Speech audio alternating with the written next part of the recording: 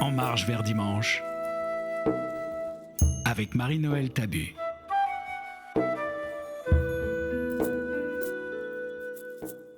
Troisième dimanche de Pâques, année A. Lecture du livre des Actes des Apôtres, au chapitre 2, versets 14 à 33. Lecture du livre des Actes des Apôtres. Le jour de la Pentecôte, Pierre, debout avec les 11 autres apôtres, éleva la voix et leur fit cette déclaration. « Vous, Juifs, et vous tous qui résidez à Jérusalem, sachez bien ceci, prêtez l'oreille à mes paroles. Il s'agit de Jésus, le Nazaréen, homme que Dieu a accrédité auprès de vous, en accomplissant par lui des miracles, des prodiges et des signes au milieu de vous, comme vous le savez vous-même. Cet homme, livré selon le dessein bien arrêté et la prescience de Dieu, vous l'avez supprimé en le clouant sur le bois par la main des impies. Mais Dieu l'a ressuscité en le délivrant des douleurs de la mort, car il n'était pas possible qu'elle le retienne en son pouvoir. En effet, c'est de lui que parle David dans le psaume. « Je voyais le Seigneur devant moi sans relâche. Il est à ma droite, je suis inébranlable. C'est pourquoi mon cœur est en fête et ma langue exulte de joie. Ma chair elle-même reposera dans l'espérance. Tu ne peux m'abandonner au séjour des morts, ni laisser ton fidèle voir la corruption. Tu m'as appris des chemins de vie. Tu me rempliras d'allégresse par ta présence. » Frères, il est permis de vous dire avec assurance, au sujet du patriarche David, qu'il est mort, qu'il a été enseveli, et que son tombeau est encore aujourd'hui chez nous. Comme il était prophète, il savait que Dieu lui avait juré de faire asseoir sur son trône un homme issu de lui. Il a vu d'avance la résurrection du Christ, dont il a parlé ainsi. Il n'a pas été abandonné à la mort, et sa chair n'a pas vu la corruption. Ce Jésus, Dieu l'a ressuscité, nous tous nous en sommes témoins. Élevé par la droite de Dieu, il a reçu du Père l'Esprit Saint qui était promis, et il l'a répandu sur nous, ainsi que vous le voyez et l'entendez. Cela se passe le matin de Pentecôte, l'année de la mort de Jésus. Jérusalem grouille de monde. Comme chaque année, des pèlerins sont venus de partout pour cette fête de Pentecôte. Ce sont des Juifs. Et s'ils sont venus en pèlerinage à Jérusalem, c'est parce que, tout comme Pierre et les autres apôtres de Jésus, ils partagent l'espérance d'Israël. Tout au long du trajet, et ils viennent parfois de très loin, ils ont chanté les psaumes en suppliant Dieu de hâter la venue de son Messie. Et précisément, Pierre s'appuie sur cette espérance pour annoncer « Ce Messie que vous attendez, il est venu. Nous avons eu le privilège de le connaître. Dieu a accompli sa promesse. Le nouveau monde est déjà commencé. » À première vue, les auditeurs de Pierre sont les hommes du monde les mieux préparés à entendre ce message, puisque toute leur vie de prière, mais aussi toute leur vie quotidienne est baignée dans la mémoire des œuvres de Dieu pour son peuple et dans l'attente du Messie, celui qui accomplira la libération définitive d'Israël et de l'humanité tout entière. Et donc Pierre insiste dans son discours sur cet aspect de continuité de l'œuvre de Dieu, qui est pour lui une évidence. Et je crois que c'est très important que nous retrouvions, nous, ce sens de la continuité de l'œuvre de Dieu si nous voulons approcher la Bible. En même temps, les auditeurs de Pierre sont aussi les moins préparés à accepter ces paroles, précisément parce que s'ils attendent le Messie depuis toujours, ils ont eu le temps de se faire des idées sur lui, des idées d'hommes. Or, Dieu ne peut que surprendre nos idées d'hommes. L'un des aspects les plus inacceptables du mystère de Jésus pour ses contemporains, c'est sa mort sur la croix. Le vendredi saint, Jésus, abandonné de tous, semblait bien maudit de Dieu lui-même. Il ne pouvait donc pas être le Messie, du moins selon les idées des hommes. Et pourtant, les apôtres l'ont compris le soir de Pâques. Il était bien le Messie envoyé par Dieu. S'ils l'ont compris, c'est parce qu'ils ont vu Jésus ressuscité, ils l'ont côtoyé. Alors seulement ils ont pu s'ouvrir aux pensées de Dieu et comprendre la mission de Jésus. Pierre sait bien tout cela, et c'est pour cette raison qu'il insiste sur l'accomplissement du projet de Dieu en Jésus. Je cite, « Il s'agit de Jésus le Nazaréen, cet homme dont Dieu avait fait connaître la mission en accomplissant par lui des prodiges et des signes au milieu de vous. Cet homme livré selon le plan et la volonté de Dieu, ce Jésus, Dieu l'a ressuscité. Élevé dans la gloire par la puissance de Dieu, il a reçu de son Père l'Esprit Saint qui était promis. Et Pierre termine en faisant appel à l'expérience de ses auditeurs. Il leur dit « C'est ce que vous voyez et entendez ». Et là, il parle du spectacle que donnent les apôtres désormais. Il sait qu'on ne peut devenir témoin à son tour que lorsqu'on a l'expérience de l'œuvre de Dieu.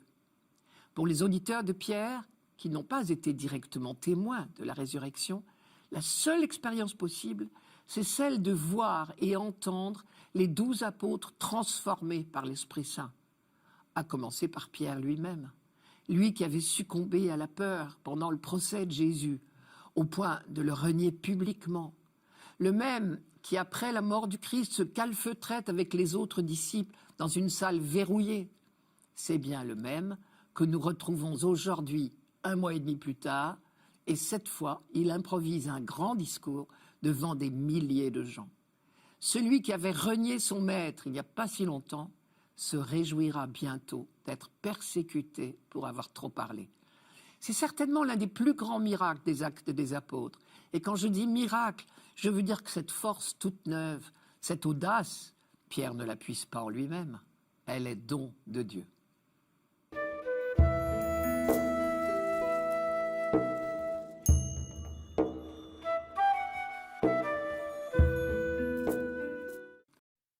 Psaume 15. Garde-moi, mon Dieu, j'ai fait de toi mon refuge. J'ai dit au Seigneur, tu es mon Dieu. Seigneur, mon partage et ma coupe, de toi dépend mon sort. Je bénis le Seigneur qui me conseille, même la nuit mon cœur m'avertit. Je garde le Seigneur devant moi sans relâche, il est à ma droite, je suis inébranlable. Mon cœur exulte, mon âme est en fête, ma chair elle-même repose en confiance. Tu ne peux m'abandonner à la mort, ni laisser ton ami voir la corruption. Tu m'apprends le chemin de la vie, devant ta face débordement de joie, à ta droite éternité de délices. Mon cœur exulte, mon âme est en fête. Seigneur, mon partage et ma coupe, je n'ai pas d'autre bonheur que toi. C'est un prêtre qui parle. Ici, le peuple d'Israël est comparé à un lévite, un prêtre, qui demeure sans cesse dans le temple de Dieu, qui vit dans l'intimité de Dieu. La vie des Lévites consacrés au Seigneur offrait une image très parlante de la vie du peuple tout entier. Par exemple, l'expression « Seigneur, mon partage et ma coupe, de toi dépend mon sort » est une allusion à leur statut particulier. Au moment du partage de la Palestine, entre les tribus des descendants de Jacob, partage fait par tirage au sort, les membres de la tribu de Lévi n'avaient pas reçu de part. Leur part, c'était la maison de Dieu, c'est-à-dire le service du temple, le service de Dieu. Leur vie tout entière était consacrée au culte. Ils n'avaient pas de territoire. Leur subsistance était assurée par les dîmes, on pourrait dire le denier du culte de l'époque, et par une partie des récoltes et des viandes offertes en sacrifice. Du coup, on comprend cet autre verset de ce psaume que nous n'entendons pas ce dimanche, mais je vous le donne, la part qui me revient fait mes délices, j'ai même le plus bel héritage.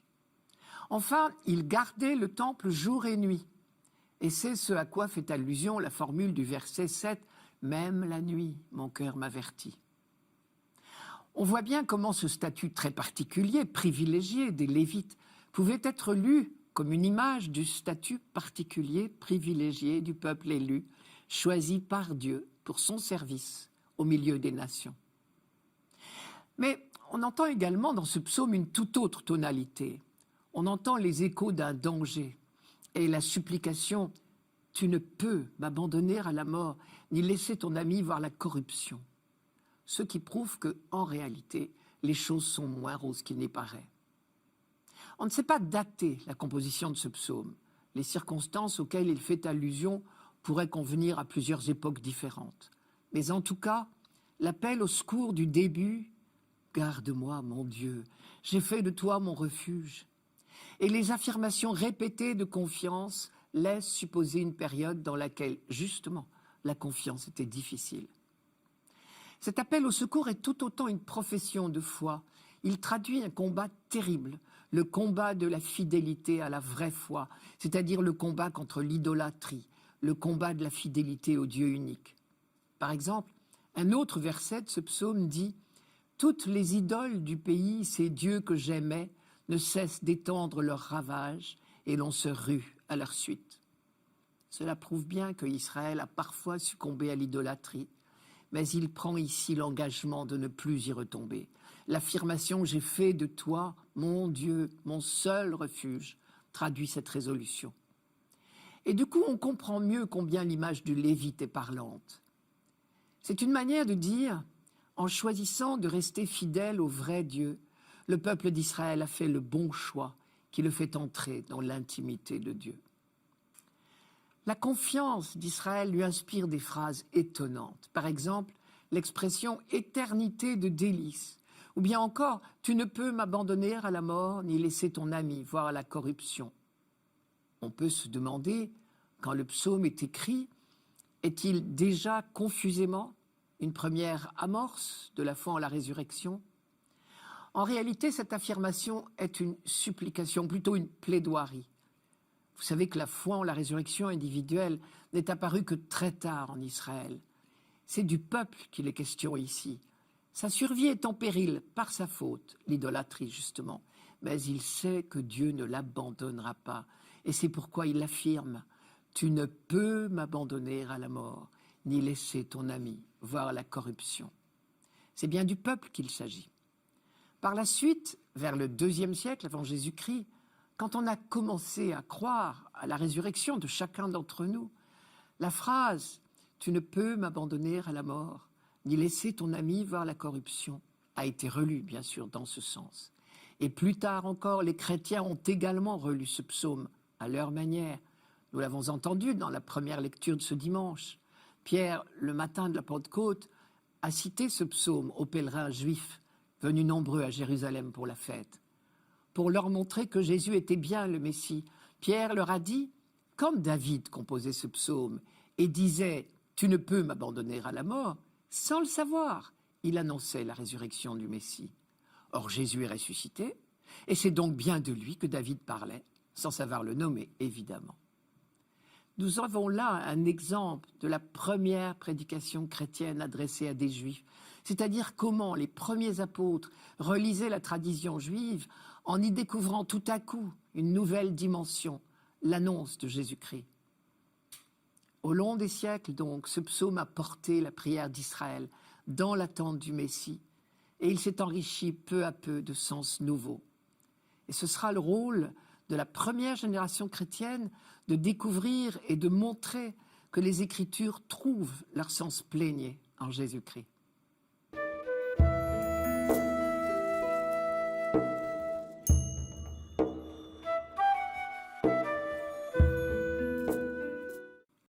Lecture de la première lettre de Saint Pierre apôtre, au chapitre 1, versets 17 à 21.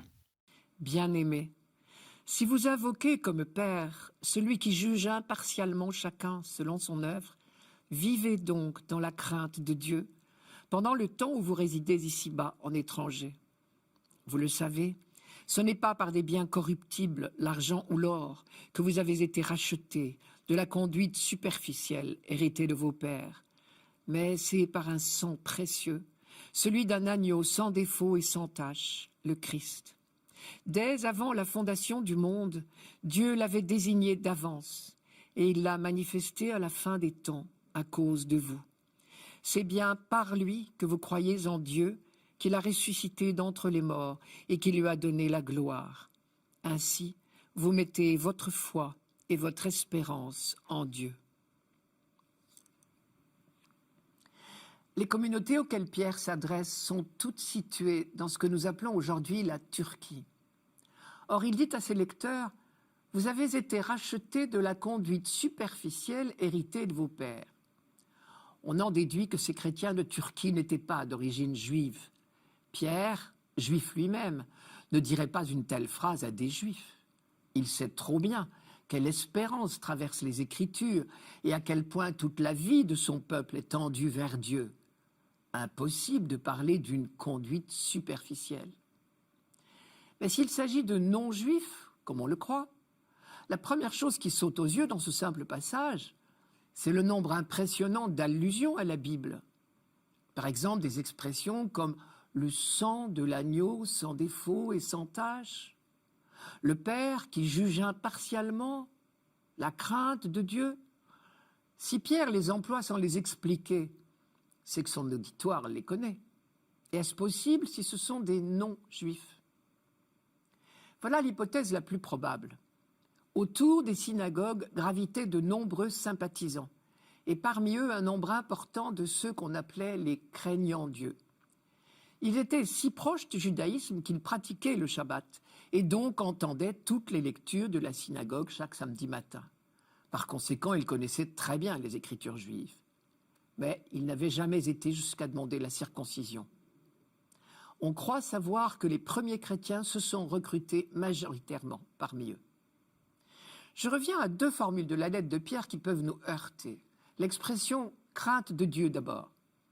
Elle a un sens tout particulier dans la Bible, précisément parce que Dieu s'est révélé à son peuple comme un père. Rappelez-vous la phrase du psaume 102, 103. « Comme la tendresse du Père pour ses fils, ainsi est la tendresse du Seigneur pour celui qui le craint. » La crainte de Dieu, ce n'est donc pas la peur, c'est une attitude filiale, faite de tendresse, de respect, de vénération et d'une confiance totale. Pierre le dit bien, vous invoquez Dieu comme votre Père, vivez donc dans la crainte de Dieu. C'est logique, vous l'invoquez comme votre Père, alors conduisez-vous en fils. Je reprends encore une fois cette phrase, mais en entier cette fois.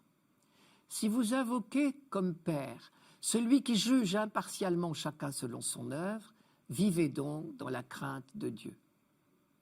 D'après l'insistance de Pierre sur celui qui juge impartialement chacun selon son œuvre, on devine que certains de ces nouveaux chrétiens, qui venaient du paganisme, étaient complexés par rapport aux chrétiens d'origine juive.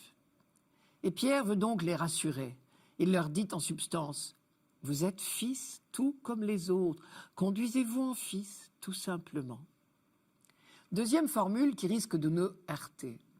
Vous avez été rachetés par le sang précieux du Christ. J'ai volontairement tronqué la phrase, car c'est sous cette forme raccourcie qu'elle nous choque. Nous sommes tentés d'y voir un affreux marchandage, sans bien pouvoir dire d'ailleurs entre qui et qui. Si je prends au contraire la phrase de Pierre en entier, ce n'est pas par des biens corruptibles, l'argent ou l'or, que vous avez été rachetés de la conduite superficielle héritée de vos pères, mais c'est par un sang précieux, celui d'un agneau sans défaut et sans tache, le Christ. Je découvre deux choses. Premièrement, il ne s'agit pas de marchandage. Notre libération est gratuite, je devrais dire gracieuse, c'est-à-dire donnée. Pierre prend bien soin de dire, ce n'est pas l'or et l'argent. Manière de dire, c'est gratuit. Deuxièmement, Pierre ne met pas l'accent là où nous le mettons, nous. Le sang d'un agneau sans défaut et sans tache, c'est celui qu'on versait chaque année pour la Pâque et qui signait la libération d'Israël de tous les esclavages. Ce sang versé annonçait l'œuvre permanente de Dieu pour libérer son peuple. Et c'est donc, pour un lecteur averti de l'Ancien Testament, un rappel de fête, la fête de la liberté en quelque sorte, d'une liberté en marche vers la terre promise. Or, dit Pierre, la libération définitive est accomplie en Jésus-Christ. Désormais, vous êtes entrés dans une vie nouvelle. C'est encore mieux que la terre promise. Cette libération consiste précisément en ceci que vous invoquez Dieu comme Père. On comprend mieux alors la phrase « Vous avez été rachetés », c'est-à-dire libérés de la conduite superficielle héritée de vos pères. Superficielle, ici, veut dire qui ne mène à rien, par opposition à la vie éternelle.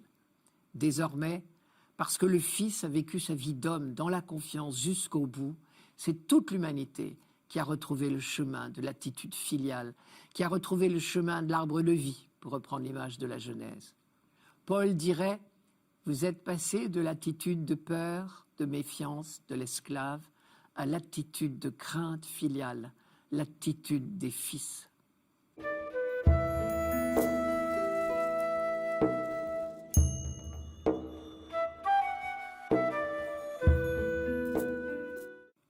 Évangile de Jésus-Christ selon saint Luc, au chapitre 24, versets 13 à 35.